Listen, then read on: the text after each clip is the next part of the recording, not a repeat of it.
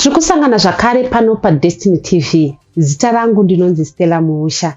Kune vasati vaita subscribe, chishuwo chedu kuti muite subscribe kuti mhuri yeDestiny TV irambe ichikura. Uye tinoda kukutendai nerutsigiro rwamuri kutipa. Tinoda kutenda avo vakabva kuita subscribe. Tiri kuona kuti mhuri yedu iri kuramba ichikura zuva nezuva. Nyaya yatekeshera muZimbabwe mese kunze kwenyika inyaya yekusungwa kwamadzibaba Ishmael chokurongerwa. Mushure mekunge vasungirwa kuti vakaviga munhu zvisiri pamutemo, havana kuzivisa mapurisa, uyezve kuti vari kumbunyikidza kodzero dzevana. Sezvo zvakaonekwa kuti ikoko kuKenani vana varipo vari kufanira kunge vari muzvikoro havasi kutenderwa kunge vachienda kuchikoro. Vanhu vazhinji vakauya nenyaya dzakasiyana siyana dzakawanda, vamwe vatakakwanisa kutaura navo pano paDestiny TV vachiti ivo vana vavo vakatorwa vakaendeswa ikoko kunzvimbo inonzi Kenani inova Lily Farm iri kunzvimbo yeNyabira. Nhasi uno tiri kuuya kuzokupai mafambiro ari kuita nyaya yamadzibaba Ishmael chokurongerwa nevamwe vavakasungwa navo vanomwe. Pamwe chete vakasungwa vari vasere.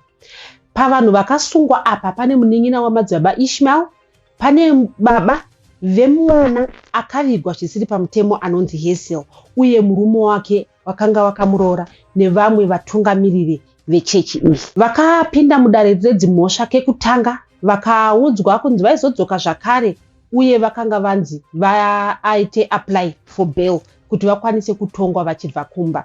Pavakazodzoka mudare zvakare, dare iri riri kuitirwa kuNorton Magistrate Court, vakabva vaudzwa kunzi varambirwa bail uye vachange vachidzokera mutorongo, votongwa vachibva mutorongo. Vakanzi vaizodzoka kuzotongwa, nyaya yavo yaizotanga kutongwa musi wa4 April.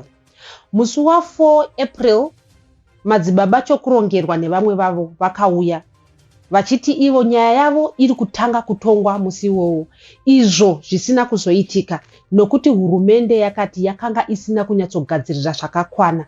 Vakakumbira kuti nyaya iyi iendeswe mberi izotanga kutongwa musi wa7 May. Izvo zvakabvumirwa namagistrate akabvuma kuti hongu vachange vachidzoka zvakare kudare musi wa7 May.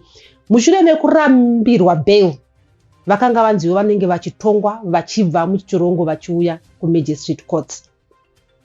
Musi iwowo wavakanga vari mudare vachiudzwa kunzi vanozodzoka musi wa7 May, gweta ravo vakakurumidza kubva padare vachimhanya kuHigh Court, uko kwakanga kuine nyaya yavo zvakare. Vakanga vaita appeal kuti sei vakanga varambirwa bail.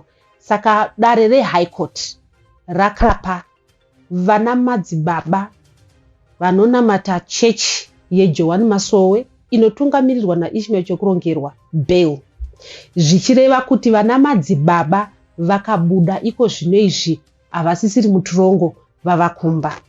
Pavanhu vasere vakasungwa vakanga vaaplayirwa bail, vanomwe vakasunungurwa kunzi vatongwe vachibva kumba. Mutorongo makasara madzibaba Ishmael chokurongerwa vari vega.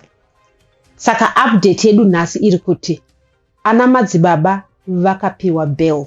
Mutorongo mungori nemumwe chete vanova Ishmael chokurongerwa. Tinoziva kuti iko zvinezvi kunzwa kwamaita nyaya iyi tane zvakawanda zvatichange tichifunga kuti saka zvichafambiswa sei, nyaya ichafamba sei vapiwa bail.